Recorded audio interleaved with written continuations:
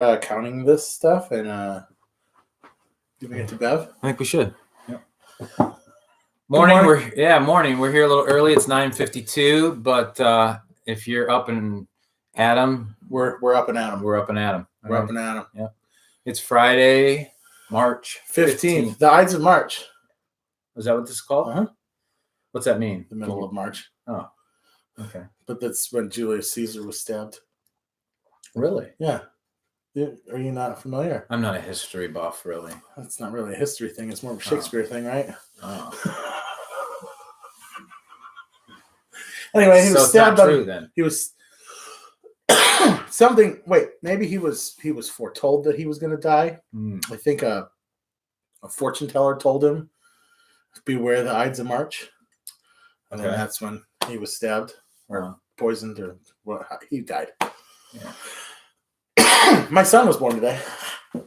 3rd birthday. Happy birthday, Zeke. That's weird. Why? She's had him for 3 years in her womb. He was just born today? Well, no. He was born 3 years ago. Oh. He was born today. 3 years ago. I thought you said he was born today. 3 years ago. And he's 3 years old. Yeah. Which, that would be odd. He's been marinating. Trust me, it's better this way. Yeah. Listen, my brain's cold because it was 67 degrees or 64 degrees here. Matt said it was 73 in Akron yesterday. And now it's like, it feels like it's 20 below all of a sudden again. It's not that cold, but it's getting there. Trying to warm my hands on my coffee. You know what it is? It's your awesome mid-40-year-old circulation. It is. Way to go, old guy. It's my low T and my poor circulation. That's right. Low T. All right. Well, I always feel weird wearing this black shirt. I like it. It's warm. It's nice. Okay. But when I wear a white T-shirt on it, I feel like people think I'm a Catholic priest. You kind of do. Oh, I just noticed. You notice that? Good job. You should bring it. You need to bring it up a little bit more. Yeah, it needs to be square. There you go. Boom. That's That better? Now, yeah. All right. Yeah. Well, I thought it was strange too, being that, but I guess Catholicism isn't the only group of people that practice Lent. But we are in Lent, correct? Is this? Yeah, we're in Lent. Ash Wednesday was last. We had our Fat Tuesday. Okay. Where we're allowed to do whatever we want. Let's So get crazy. it out. So crazy. Blow it out. So crazy. And then we gotta be good. We just eat fish from McDonald's on Fridays from now on. How's that any different than the Muslim or Islamic holiday of Ramadan, where they fast from sun up to sundown, and then they can smoke, drink, have sex, do whatever they want until the next day during Ramadan? I would say it's completely different. Oh, it is? Because you only get one Fat Tuesday. Out of the whole month. Ramadan is every evening, right? Okay, yeah. Yeah, so right. Catholics are better. Duh. Gotcha. They're just doing it one day. But that's the thing. It's not just a Catholic thing. It's there's a lot of churches that do that practice. Most of the Pentecostal, most of the Protestant churches observe Lent, right? I would say probably like your Methodists and your old school ones. Mm-hmm. Your early. There's Nazarene churches that observe Lent. Nah. Yeah, I'm pretty sure. Bah. Yeah. Like when I talk to people and they're talking about Lent and I go, like, I don't even know a lot of times what it's all about. And I look at them like I'm dumb and I'm like, we don't do that. Like I had one person ask me about I don't do that. Lent. Yeah. I'm like, we don't really do that. I had one person ask me about Lent and I'm like, I prefer for people to read Isaiah chapter 1 and Isaiah chapter 58 and the Psalms where David talks about how God is not really happy with sacrifice, but he really just wants obedience. And so when we sit around and we fast, the fast that he wants is that we take care of the orphans and that we feed the hungry and we love people. And he wants us to fast sin and start obeying him instead of fasting things for some kind of religious. Right. They look at me like I'm some kind of weirdo. Well, yeah, because giving up something is actually easier. You could prepare yourself for it. You could put it up on a shelf and it doesn't require any service, right? Like, yeah. You're going to do nothing. Mm-hmm. Like, I'm going to give up. This was so funny. I watched the Fox 8 Morning Crew. They're really a bunch of wild ones over there. But anyway, they were talking about the same very subject on, I think, last Friday. And, or maybe it was Monday. I can't remember. Either way, anyway. And Stephanie Schaefer was like, yeah, my kids know what they're gonna do, but I don't know what I'm gonna do. I gotta give up something. Oh my goodness. Yeah, and it's almost like that is your service, is that I'm gonna give up something I like. So like how it's like ludicrous that God would be like, oh, okay, you surely shall inherit the kingdom. Right. You gave up chocolate. Yeah, or whatever. Yeah. I don't know what, because I'm not going to give up booze. It's gonna be chocolate. It's gonna toast. I won't make toast for the season of Lent. Yeah, I'll give up my gluten-free bread. My gluten-free bread. If I gave up my gluten-free bread and I gave up my broccoli, I would starve to death for Lent. Lord, in service to you for Lent, I will not listen to the radio in my car. I mean, can you imagine how hard that would be? That would be hard. That's a real sacrifice. Yeah. I wonder if anybody ever gives up. This is controversial. Never mind. No, don't go there. All right. So anyway, yeah, no, what you're proposing would be a biblical, scriptural. Christ would actually be asking you to do those things. Yeah. But we don't go anywhere near that. No. That's hard work. Yeah. Work. I don't know if you noticed last week, but Naomi said she was sorry that she missed, and she's first one on today. Oh, she's back on. Good morning, Naomi. Good to see you're with us. Straight out of that southern state. Must be warm there, I'll bet. This is Florida. This is Florida. Florida. Just don't give a location like I did that one day. Usually, yeah. I pretty much gave her address, I think. Right. Yeah. No. Not that I know her address, but anyway, she says good morning. All right. So I just, people look at me like I'm a weirdo when I tell them that I don't practice Lent. When I tell them that I don't practice a lot of the liturgy of the church. But wouldn't it be like it's Catholic derivative, right? Well, some of it is, but some of it's still Protestant mainline. I mean, there's a lot of Protestant mainline yeah, churches. But that's because that was our father. Like the Protestant church came out of the Catholic church. Right. So we're gonna drag some of that stuff with us. Yeah. Like, and I don't necessarily think it's a bad thing for people to fast things or give up things. Yeah, but it's always shouldn't we be doing that year round? Right. Why are we picking a particular holiday? I totally agree. Well, because Easter, if Jesus is going to rise from the dead, we should suffer a little bit, right? Because he suffered. No, he suffered for us. Yeah. Well, I know, but but that's what I'm saying. We suffer in so many other ways. That's what I'm kind of saying. I'm being facetious in the sense that like there's nothing we're gonna do. Right. It's gonna be like, oh wow, because we turned it into I'm getting rid of chocolate. Yeah, that's what we've done with it. And I can feel the nails going through my hand when I don't have my chocolate. Right. So piercing. All right. Well, it is Friday, and it's going into the weekend. Are you doing anything good for the weekend, or got any big plans? Well, like I said, it's Zeke's birthday, so we'll probably. And he's 3. But he was born 3 years ago. He was born 3 years ago. Yeah. He was born this day 3 years ago. Right. Nothing crazy. Staying around the house. We talked about going to the zoo, but I think that's getting scuttled because of the weather. Okay.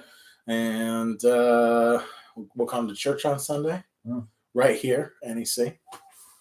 That's about it, man. Wow. Are you doing anything crazy?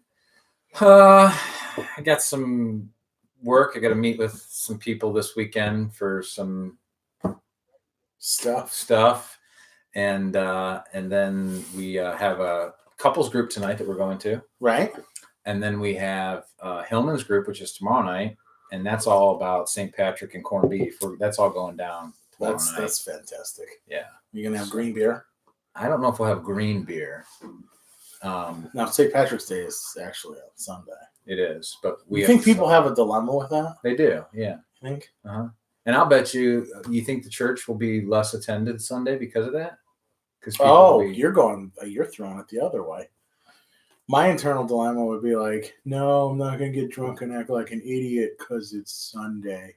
Oh. You're going like, no, I'm not going to do stuff with the church. It's St. Patrick's Day. Oh, yeah. You think it's that way? Okay, well, that's fair. Yeah, the church has been thrown under the bus so much now, it just lives under the bus.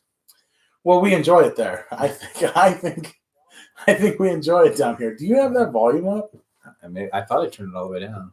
I can hear myself. It's on mute. Sounds terrible. Maybe I had it one click up. One click. Yeah.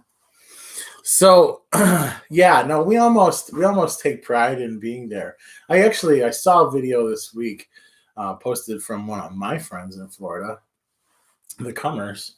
I think it was the wife, Amanda. She posted this this larger fella giving a praise and worship kind of like lecture, and basically saying like, we've allowed the industry, we've bought the lives of the industry has bought the church, because we now worship hoping that we're going to see the big guy, and the big guy is going to be like, hey, I could take you places, and then we're going to get some kind of deal, and the next thing you know, the industry owns you. And this is why all the music sounds the same. He made a lot of really good points. And basically, like, it's fostered jealousy in the church, because it's like he said, this is why all the music sounds the same now, because there's been a jealousy fostered of like, well, look what they're doing, and look how good that is, and look how good that's received, and that got them there. So if I just plug in that formula, then I'll end up there, because this is really what I'm seeking, is to be chewed up by the industry. And he's franchise, like, franchised, right?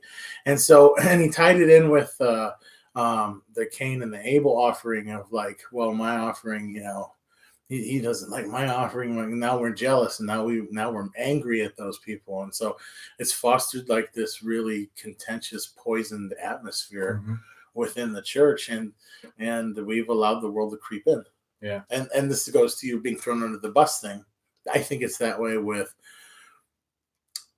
service in general, with preaching styles, with like, we're trying to be relevant. Why? Isn't the word of God relevant all on its own? Right. You know? Yeah. And so, I don't know. I think we've allowed ourselves to be under the bus for a long time. I think we've allowed ourselves to be a doormat. And I don't know. I don't think we're going to fix it. Not right away. We just got to keep plugging away and doing what we do and preaching the word of God, I suppose. But yeah, I guess you're right. It's going to be like, it's St. Patrick's Day. Church will be on again next week. Yeah, we can get there next week. We can get there next week. Until something else happens. Well, it's April. I mean, that's really a blah month. That's true. I got all kinds of time in April. Yeah. That's funny. Oh, my goodness. Well, Naomi, you're the only one with us. So if you have any thoughts to throw out, or you have any points of discussion or comments to make or whatever, let us know. And once we get some more viewers on here, we'll probably jump in a little more strongly. But Matt, did you have any topics you were wanting to throw out today? Because if not, then maybe I got something. But you throw out your thing. I don't have nothing specific. I'm checking our YouTube. All right, here's my thing. This bad boy here. This is my new water bottle. That's huge. All right, 64 ounces of pure H2O inside here every day. I try to drink this. Okay. Because you're supposed to stay well hydrated. Right. Right. And is that a liter? I don't know if it's 64 ounces. No, because 2 liters isn't a gallon. That's a half gallon. Okay. I think that'd be a half gallon. Yeah, that's half gallon. 128 ounces. 128 ounces in a gallon. Yeah. So this baby's a half gallon, stainless steel. Looks kind of stylish. It's a big thing to lug around. But April bought this for me the other day because it's handsome. I told her, I said, I'm looking for something that holds about 60 ounces of water, because then that way I don't have to keep filling stuff up or figure out whether I drank enough water. Right. So I'm trying to stay hydrated for different, reasons and all. Then I hear something on the radio that says, is it a myth? I think it was Todd Friel. It's a myth. It's a myth that you have to drink so much water a day. 8 glasses. 8 glasses of water a day. That's a myth. Right. And part of it's because, we get water from our food. We get water from other things. There's even water in coffee. Yeah. Yeah, water in pop. And that all makes sense. Plus, I read an article that talked something about the idea that really this whole thing of drinking water is overdone, because God put in us this thing that's called thirst. And so when you're thirsty, you drink. And when you're not thirsty, you don't have to worry about drinking. That kind of makes sense to me. Unless you're trying to detox. Well, yeah, but I mean, think There's about so many toxins in all of our foods now. We Right. probably should just be literally drinking tons of water. Yeah, well, that's true. So I think Like in drinking water's- 1888, I think you're right. Yeah. I think you wait till you're thirsty. But I think in 1888, you don't have a choice because water isn't just in McDonald's. I think drinking water is a good thing. I think it has health benefits. I think it flushes out your kidneys. It does some good things. So there are some people out there that say it. I guess what I'm trying to tie this into is that we live our lives listening to so much information, good information, bad information, half truth, no truth. We listen to all this stuff. Hey, we can find two different people that will say you need water, and there'll be another one that says no, you don't. Right. And they would go round and round for hours. Right. On any topic, we could find two people Right. that would do this. Right. Right. And so I've been coming to this conclusion that I know that God's word doesn't have every specific, he doesn't address every specific thing, but he addresses everything that we deal with in our lives. Not all of it's specific to like, oh, should I go to the store today, God? Well, okay, let's not get silly about this. Right. Even with the water drinking, does he talk about water drinking? Well, Moses went up on Mount Sinai for 40 days and 40 nights, didn't drink any water or eat any food, and he was sustained by God. So I'm starting to look at this stuff and I go, why are we as a population of people, why do we listen to all these voices and yet listen so little to the word of God? Because I think 95% of our issues in life would be solved. Health issues, relationship issues, financial issues, everything would be solved if we just started to listen to God instead of all of these other experts. Because now there's tons of experts. You've got YouTube, you've got Facebook, you've got the media. I mean, there are people everywhere who are an expert. Look at us. We're yakking at this camera like we're some kind of experts. I know. Yeah. So anyone can do it. You're right. Yeah. Two things. Go ahead. What if Moses up on Mount Sinai, what if that felt like an instant? Yeah. What if Moses felt like he went up there because God's like, here we are in my, we kind of got onto this morning. Here we are in my infiniteness. Right. And so this talk and burning bush and tablets and all of these, they were like that. That's possible. Moses comes down all gray-haired 40 days later to everybody down here in the valley. Right. And for him, he was up there for the evening. Yeah. Yeah. I mean, that makes sense. Yeah. And then number two, we love ourselves. We love ourselves, and we want somebody to agree with us, and we want somebody to spew junk at us that we agree with. And so we're just going to go from expert to expert to expert that we agree with, because we want somebody to confirm that we love ourselves for the right reason. Yeah. So if I need somebody telling me I got to drink 8 glasses of water because that's what I think, boom, I like that guy. He says a lot of good things. If this guy over here is like, just wait till you're thirsty, you ding dong. Yeah. Well, then what's that guy saying? He's an idiot. Or I might be like, there you go. You don't need all that water. Maybe I'm cheap and I don't want to pay a water bill. Right. Half my family wants to drink 8 glasses of water a day, and all I see is ching, ching, ching. I'm like, listen to that guy. He says, wait till you're thirsty. It's just somebody corroborating. Right. I need you to tell me I'm right. Right. Yeah. No, I hear you.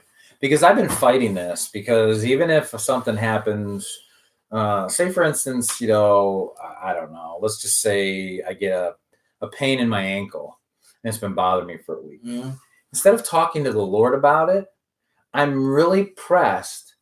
I mean, I do talk to the Lord about it, but I'm really pressed to go online and try to find out whether somebody had that pain in their ankle and what you do to solve it. Right. And I've been doing this with myself for, probably the last few years. And God's been saying, would you just trust me? Right. That doesn't mean that I should never find a solution in a practical manner. But when we run to these things constantly, I think we forget that there's a God who already knows these things, and we can find a huge percentage of our answers with him. Right. Instead of running to these things. And then when he wants us to go the practical route and just find, then he'll show us. He'll lead us. Yeah, it'll just be there, right? Like, for sure. And it's that thing where, you know what? I don't think Paul wanted to be in prison when he wrote some of the greatest books in the Bible. But let's face it, he wrote amazing books of the Bible in prison. And John was given revelation on Patmos alone. Right. exiled. Right. Do you think he wanted to be there that way? You know, it all comes down to, are we doing what the Lord wants? Are we living in his time and following his plan? Or are we trying to make him fit our plan? Right. And reaching out and finding that opinion that makes us feel justified in what we do. Yeah. That's it. Yep. Because to wait on God is to slow down our plan and where we want to go. Or have no plan. Right. Have his plan be your plan. Right. I mean, can you imagine the confusion? If you just stop and think, if you've never considered that before, it would almost be a confusing thought. Like, oh my gosh, I've been driving my car 100 miles an hour this way, and now you're telling me to stop and think about something else. You almost don't know what to do with yourself. Mm-hmm. It's almost disorienting. Yeah. You know? Right. Turning that control over to God sometimes is it's a tough thing to do. Right. Well, since then, Marie's clicked on, it looks like. Good morning. Bill, my nephew Marvin is on there. Marvin, I was actually thinking about you this morning.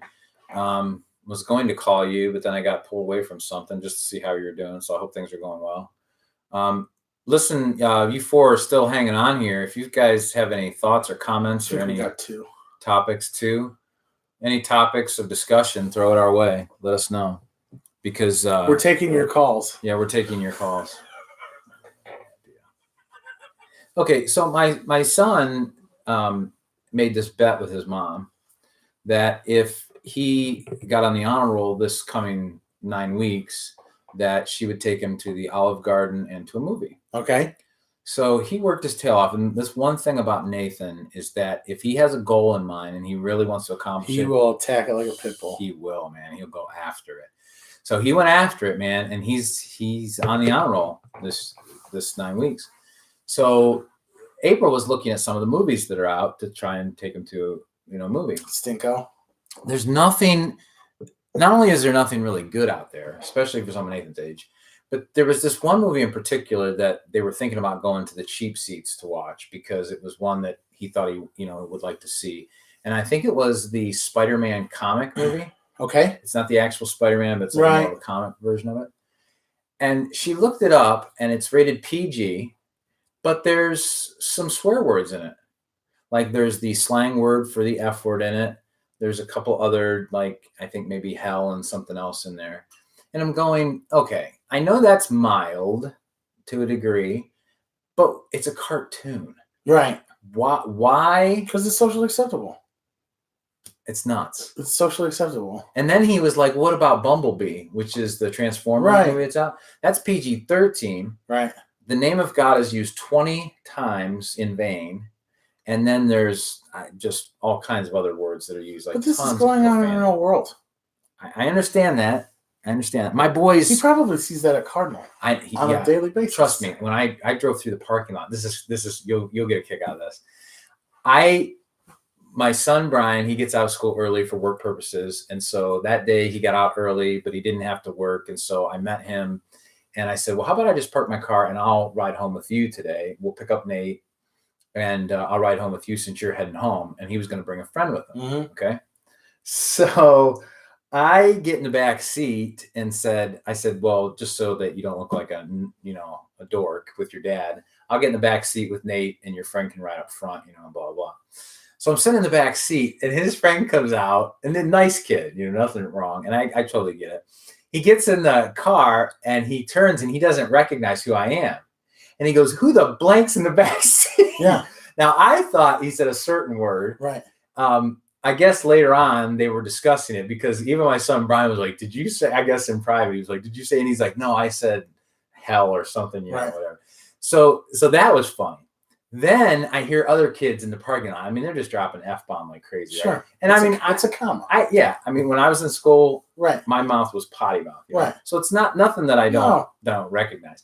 So then we're setting in line to try and get in the line to go out. And Brian sees a particular kid that knows me and that knows him and stuff. And he's yelling out his window, hey, would you let me out of the car? And the kid just looks at him and goes, nice. Right? And I'm going, He has no idea I'm in the back seat. Right. There's no way he has an idea I'm in the back seat. But it's like it's okay. Like they've made it okay. And I don't know that it's not okay, other than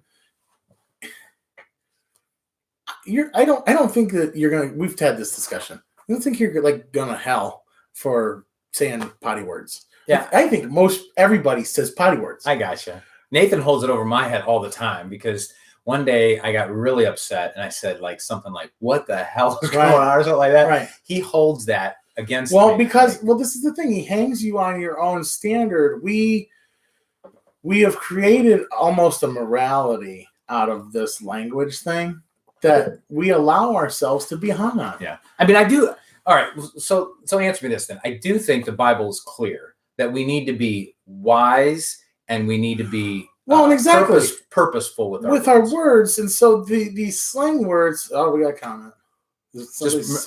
Marie says Dumbo's coming out March 29th. Not in animation. She said it looks good. I'm pretty sure Nathan's not going to.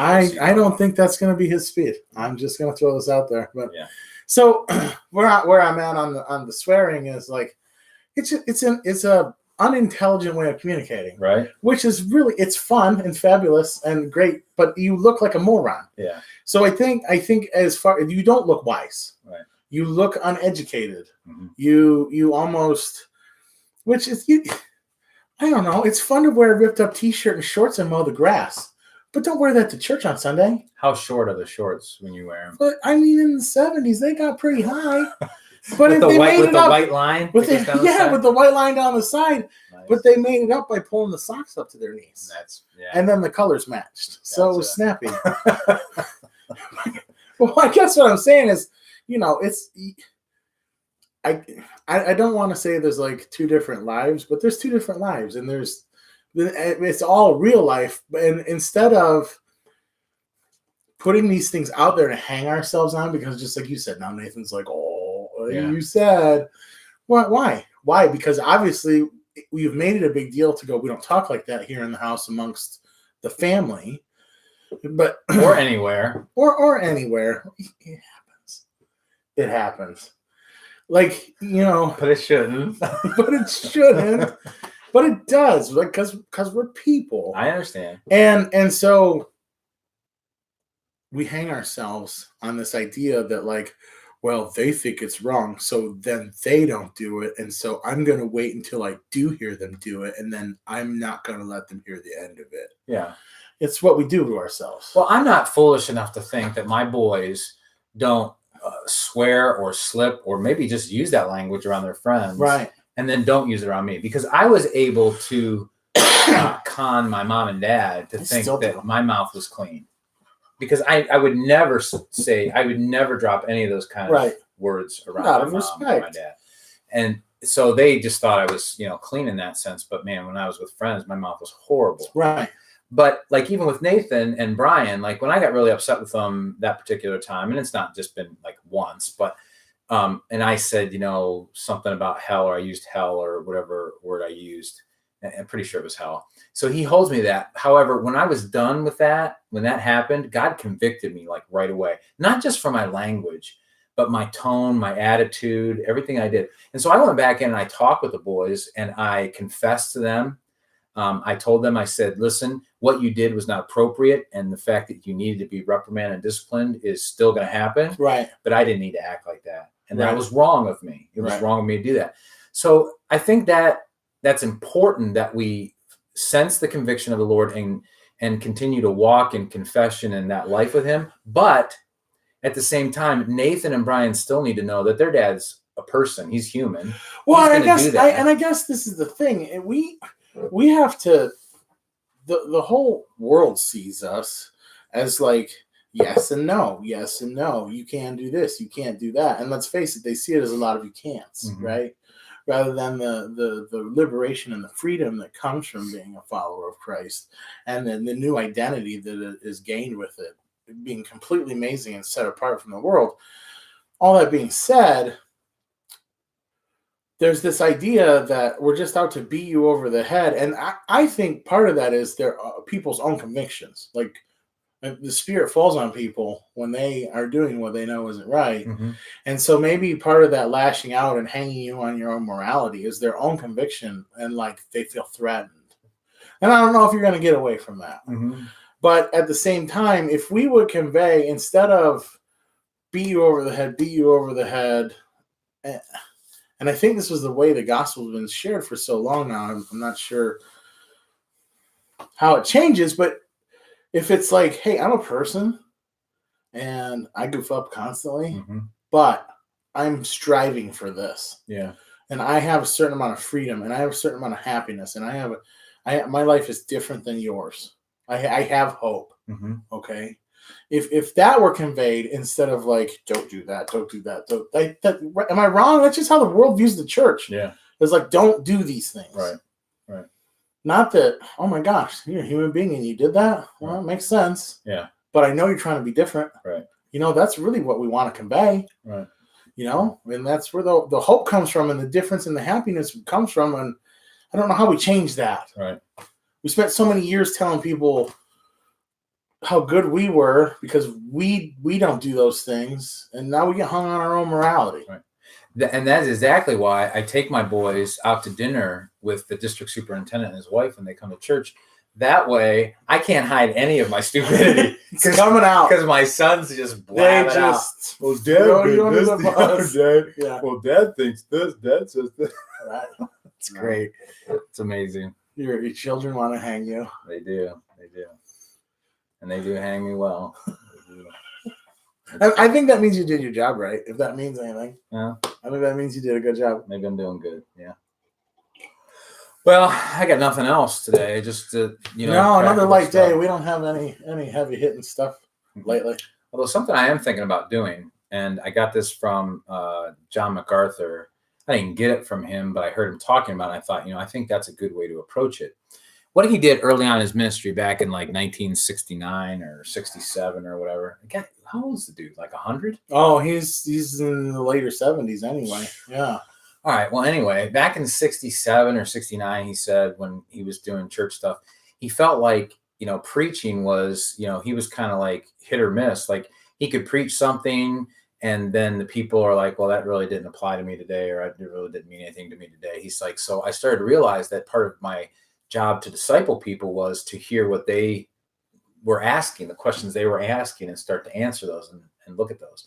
So he said, I began doing Sunday nights as a Q&A session, and I would just take questions and answers. Well, we know that Sunday night, John MacArthur said that was one of the most revolutionary things he did for his ministry, not only for himself, because two things happen. And I find this to be true in Sunday school. Like when I teach Sunday school, people ask questions. I have no idea what the answer is to some of them. And I have to tell them, I don't know, but I'll get back to you. So that makes me work hard and find out the answers and get back with them. And he said that was the same thing for him. But he said the other thing is he found that it was very just strong in discipling people. People were learning and they were digging, and usually what happens is when you ask a question in the Bible, it always leads to another question. Sure. Another question opens up. Absolutely. Because the Bible's huge. I mean, it's just the amount of truth that's there is immense. So I thought to myself, we're never going to get people to come to a Sunday night question and answer service. That's not going to happen. But what if on Sunday mornings we filled a time gap where I began to take my message and chopped off, say 10 minutes of it, made sure I was down to 20 minutes or so. So I wasn't going like 35, 40 minutes. You're talking about fitting this on Sunday morning. Yeah, and just taking, how sometimes I'll say, hey, is there any comments or questions or anything like that at the Right. end? Well, most people, was it about the message? Well, most people can't process the message that much to even come up with a question. Right. So what if we just had people, they knew ahead of time, we had comments and question, like papers, like little cards. They could fill those out. Them on the website? We could, but most people won't do it. We could try it on the website. Actually, we could have people text them too. People in the papers. Yeah. So we could have them text or put it on the website or however we want to do it. They could, but they would ask the question. And if they had a question like right now on the spur of the moment, that's fine too. But we could take a couple of those questions each week. Think about them. And talk about them Right. at the end for like 10, 15 minutes. Right. And maybe even get a dialogue going once in a while. But that might cut into, I think we should do, if we did that, we we would have to try to make the offering ahead of time. But I think that would cut into Food Sunday. That's true. Well, we could carry the conversation down with the food, though. You think, Mm. or most people would just want to eat? I just want to eat. Yeah, that's You're true. messing with food. Well, maybe the second Sunday of the month we don't do the Q&A. All right, I think that's wise. Yeah. Let's make it all about the food. Yeah. I mean, I've been talking to Chuck and David. I like the Sunday night idea. I've always wanted to go back to a Sunday night. It would be nice, but it's not going to happen. I don't think you're not going to get it. It's not going to be attended. Parents don't want to come because they got to get their kids ready. No, I know. For school. I know. Older people aren't going to come because it gets dark, and they have to drive in the dark. FYI, Florida is bringing back Bible classes in public schools as an elective course. I did What? see that. I did see that. Are you serious, Naomi? Yeah. Really? You're gonna be met at the judicial office by your liberal governor. All right. Naomi wants our thoughts on this. FYI, Florida is bringing back Bible classes in public schools as an elective course. Thoughts? My thought is, who's going to teach it? I want to see who signs up for it. Oh, yeah, that'd be part of it. I think it'd be an awesome opportunity for evangelism and outreach. I think it's fantastic. My big question is who's going to teach it? Who's going to lead it? Do you want an You don't think? Now wait a minute. You don't think there's God-filled teachers in the school system? I'm not saying that. I'm saying there is, but I'm saying if they're going to offer it, are some school districts going to dictate? Like, for instance, is it going to be a Catholic priest teaching Maryism or Mariology? Mariology, stuff like that. Would it be a Mormon that would teach the Bible class? It's Bible class. They still have the scriptures, right? They just have the Book of Mormon as well. Can't see anyone in Florida taking a Mormon seriously. Would it be a Jehovah's Witness? They have their world translation, They do have the world translation. The new world translation, but it opens the door for a whole lot of problems, I suppose. Never mind. Get that religion out of schools. Keep it in the church. Keep it in the church. Separate the church and state. Matter of fact, I don't even know if you want to bring prayer back in school. No, let's leave it out. Yeah. If the church you just have heathen prayers. That's right. That's right. Yeah.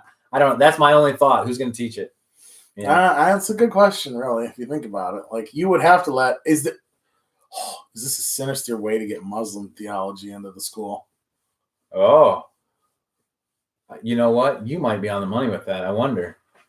Naomi, you have any thoughts on that? We're talking Islam now, and I know that's kind of singling a people group out, but I think that's fine. Is it a possibility that this could be prompted by trying to get Muslim theology taught in schools? Yeah. Now she does it say specifically Bible classes, not religion? It's Bible classes. Is that right? According to this, Did you read the report or see the report? I've heard that Florida was looking at having this reinstated back into public schools, but it was going to be by choice. But you bring up a very good point that opens the door for a lot of. Let's face it, it's not 1964. Right. The world is the United States is not predominantly Christian. Right. Well, Barack Obama said it in his address to Egypt, his last thing, that he said, we are no longer a Christian nation. Yeah. No. And so this brings up a very good point. She said it's supposed to be strictly a study of the Bible as a historical, a historical standpoint. That's interesting. So even that alone, just using the word historical standpoint, now all of a sudden it's not a supernatural book. It's a history book. Well, it's how our Christian colleges, not necessarily seminaries, but this is how Christian colleges who teach theology, like Harvard's, Yale's, they have like a theology department, right?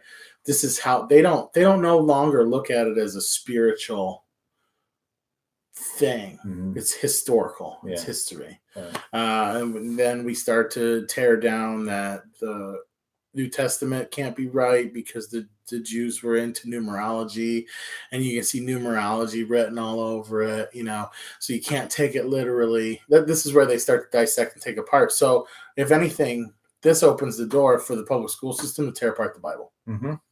Right. It does. If because and the question and the answer is who's teaching it. Yeah, that's exactly right. Right. Because you get a Jewish historian in there. He's going to throw out the whole New Testament. This is all the rubbish, children. Yeah. Right. Hey, Brenda, how are you? Welcome. You came on just at the tail end here. We're gonna try and get some people who don't really believe the Bible to teach the Bible to your children. Oh, it's good. You're gonna love it. You don't have any children now old enough to go there. Oh, they are young enough. They they're gonna say like, nope. The early part of it is numerology and junk, and the last part of it's not even Jewish. Yeah, and it's definitely not. I mean, the miracles you can't verify. I don't know. I think we should keep this class out of the school. I think so. I don't think it's a good idea. No. I don't think 3/4 of the pastors in America should be teaching the Bible. There's controversial for you. Well, I was reading in Timothy the other day concerning the grandbabies. Yeah, your grandbabies, though, they'll be chipped pretty soon and everything will just be downloaded to their brain. They're not going to go to school anymore. No. But I was reading in Timothy the other day, Paul's, actually 1 Timothy, Paul's encouragement to Timothy. And when I say encouragement, I mean that. To take pains in learning the scriptures. And I mean literally to absorb himself in them so that he might teach these things with sincerity of heart and trueness, and so that it might be for his salvation, but also for the salvation of those who hear him. It is so important for pastors, and I think we've lost this. It is so important for pastors to be students of the word. Sure. Not to be arrogant, boastful students of the word, like I know a lot of scripture, but I mean to be students of Christ being transformed and changed on a regular basis. The saturating, the soaking in, the living out, the meditating on. Right. It's a constant process. Yeah. It never ends. Absolutely. Right. And to think that, you got everything you needed back there in seminary. Oh. You don't got to tell me nothing. Right. It's a problem. I'm telling you, dude, and Naomi might be able to attest to this. When I was in Florida at the church, I was in Bible college. Mm-hmm. I don't think I tried to be arrogant. Like I wasn't but I know I thought I knew my stuff. And when I got out and I got in the real world and I started to realize, and then I would start to sit alone with God, like not just in class learning a bunch of stuff. You had a bunch of knowledge, you had no wisdom. Right. Yes. You're exactly right. Yes. Once wisdom starts coming on, now I'm going, oh my goodness, that knowledge has to change all this ugliness. Right. And I was being changed too, but it wasn't hurting as much back then. We've talked about this over and over and over and over. Wisdom is a process. Yeah. And that's why you don't have a ton of wise young men. Because they haven't gone through the process. Right. Your old men are wise. Listen to your old men. Right. Take care of your elders. Right. They have the wisdom, right? Yeah. They can impart it to you, right. But you're going to go through the process. Right. And here's something I think that's important. And I was talking to, who was I talking? Anyway, it skipped my mind. But the idea of finding wise older people in the coming generations is going to be a really difficult thing. And the reason it's going to be really difficult is because today, most of our older generation, as well as our younger generation, we do not want to feel any pain or affliction. And so we go right away to the solution, get it fixed. Right. And if that's going to happen year after year in people's lives, then when these kids who are 20 today are 50, wisdom is not going to be there for them. No, wisdom will not be there. There might be some knowledge, right, but wisdom won't be there for them. Right. Because they're not willing to go through the hard stuff to. Well, this is the thing. We push knowledge as a society, right? College, career centers, like we push knowledge, never any application of wisdom. And yeah, you're right. I think when I'm 70, if I live that long and I'm looking back at 50-year-olds, I think we got a big problem. I think we got a big problem in our generation I with agree. wisdom. I agree. There are people right here in this group that aren't real wise. Yeah. You know, they're not learning nothing. Right. Still doing the same stuff they were doing 20 years ago. Right. And not necessarily that that's a bad thing, but they're not doing it smarter or different or changing or, you know, Or being humbled. or being humbled, right? I mean, just Naomi says you were humble. what's that? Naomi says you were humble. I never had that pressure. I always thought you were. Oh, wow! I had you fooled then, pretty good. Oh, master tomfoolery. Listen, I do that all the time. I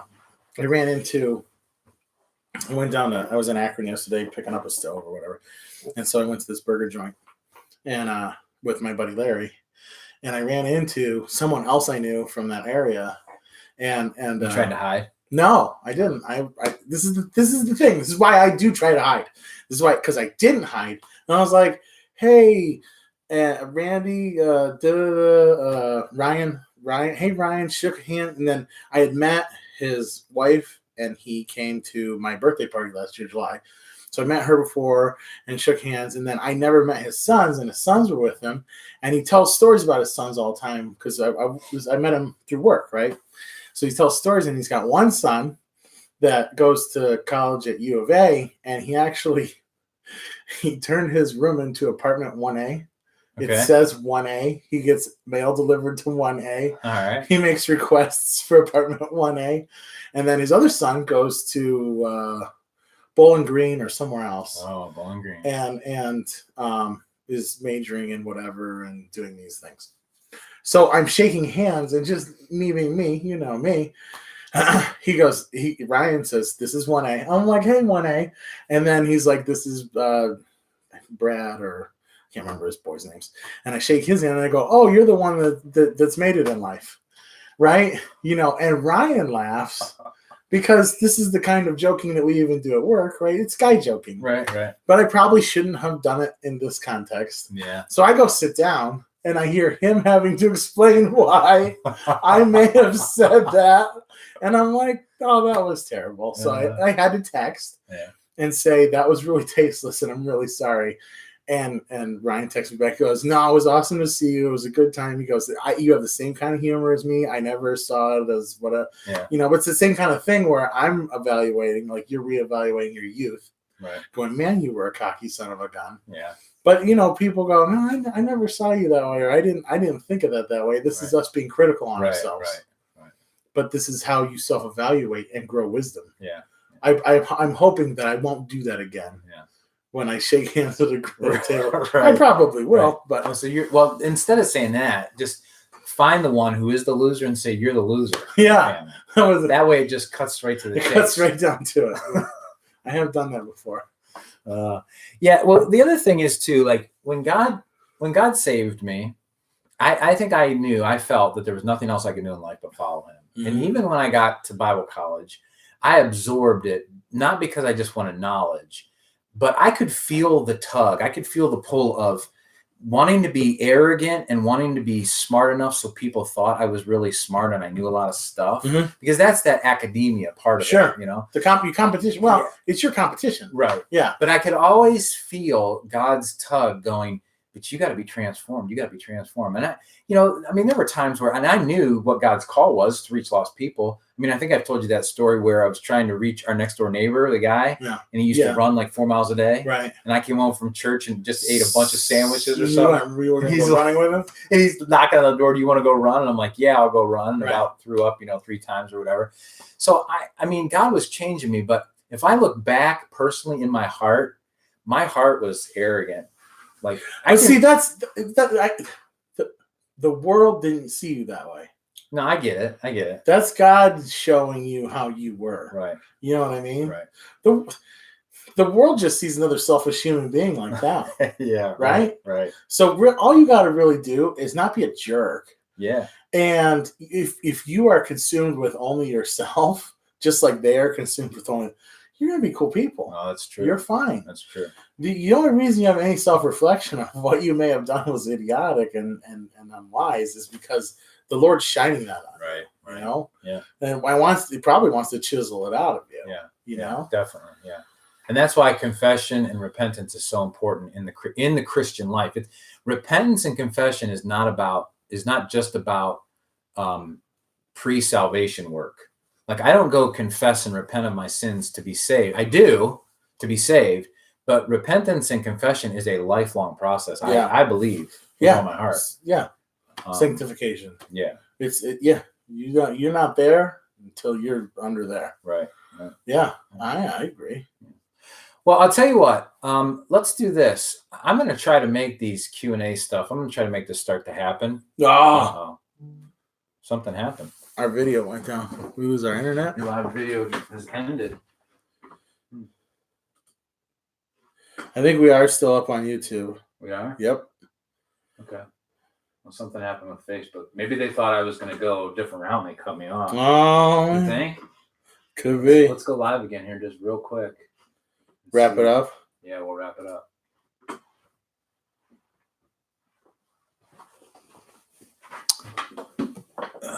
No, it says live video has stopped. Something's wrong. Something's wrong with YouTube.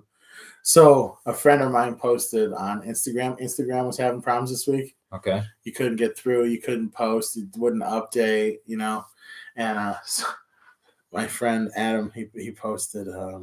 Let me find it because it was actually really good, and you can find stuff on Instagram pretty fast because I want to do it justice. Let me try this again. Facebook's having problems. Conniptions. Oh, it says there was even an error publishing our live video to the news feed. Oh boy. You think we said something wrong? No, I don't think so. When we talked about the Islamic stuff, dude. You think? It captured it probably in a soundbite. No, come on. I'll bet. Hate crime. Hate crime. You're going to jail. I am not. I didn't do nothing. So you're. That's all freaking out. I'm not. So he writes, thoughts and prayers go out to everyone who did cool stuff today that they couldn't show everyone because Instagram was down. Hashtag never forget. Oh my goodness. Hashtag never forget. It's good stuff. Yeah, no, YouTube's still rolling. Huh. That's interesting. And we got 2 people there. The annoying thing about the YouTube, and maybe it's because I'm not account administrator, I can't see who's here. Who's in YouTube with us? I feel like a medium. Who's in YouTube with us? I thought I put you on there as a thing. Whoever's with us on YouTube, please say hello. Are there people on there? It says there's 2 people in here.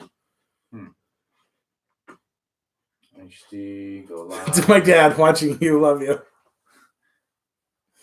Stalker. All right, we're back on. Just real quick, we're going to wrap this up. Sorry for those who were on the live Facebook video, but we're just going to wrap this up. So one of the things that I think I'd like to do is try to make the Q&A session work on Sunday mornings. And if people enjoy it enough, maybe it will transform into a Sunday evening thing, or it could, but maybe we could try a small spot on it. But I was wondering on Facebook and YouTube, why couldn't people begin to jump on and ask questions either beforehand? Like, could we make a platform for people to ask questions or put topic ideas out there beforehand? I wonder if there's something we can do. The website. We can do all these things with the website. I know, but like if they're going to Facebook and YouTube Live, or just submit it on Facebook or YouTube or whatever. Yeah, I mean, well, maybe not YouTube, but Facebook, you definitely could do things on a wall. All right, yeah. So anybody that's a regular watcher, if you have topics or thoughts, I'm really trying to jam a lot into Sunday morning service because that's the only time people come. I know that seems like I hate doing that, but it's just something we have to do. Okay. We're sorry for losing the live feed. Something happened with our Facebook. Our YouTube account stayed up, but our Facebook went down real quick. Brian's thing is because we were talking about the Muslims. Yeah, and it's going to go off again now. You think so? You just said it again. You can't say Muslim? I don't know. Are you allowed to say that there's a Muslim congresswoman who hates America in Minnesota who literally says anti-Semitic Jewish things? Are we gone now? Is it out? No, it's still going. Still there. It's still going. All right. Because she exists. She's in Minnesota? Minnesota. Okay. She doesn't. She's from Somalia. Oh. Yeah. But, if that's why that video went down, we got problems. Which, hey, BT Dubs, my my mom sent me a thing. Amazon is pulling all of their anti-vax documentaries. So if there's a documentary about not vaccinating your children, they're pulling it. Really? They've pulled Alex Jones from everything. You Really? can't find Alex Jones. You can only get him on his website. No way. They You are can't find him on YouTube anymore? No. YouTube shut him off. Really? YouTube shut him off. I used to be able to, I was a subscriber to Prison Planet TV, and I had the Roku app, and I could watch his show. It was phenomenal. Put it on my garage, bam, it's on. Gone. They got rid of it. Huh. They are censoring. They'll be getting rid of us soon. They are coming to get you. I did see, I didn't have time to click it, but I did see the little article that was, and of course I don't know what it was, but it said everything you thought about tetanus, and it had like a rusty nail on the everything you thought about tetanus was false, wrong. right? But I didn't get to read the article, so I don't know. And they gave us those shots over and over and over and over and over again. You remember? Do you have any sibling, or maybe your parents? The ones where they had like a it knot? looked like a it was a knot, but all these like dots in it. Yeah. My sister and brothers had those. Yeah. I mean that's where they got their shots. Yeah, but it was all at once. It was like a big stamp, and it had all these dots with these holes in it. That was the doctors trying to be modern and Star Trek-y. Dude, all these people suffered at the name of modern medicine. That's a lot of stuff going in your body at one time.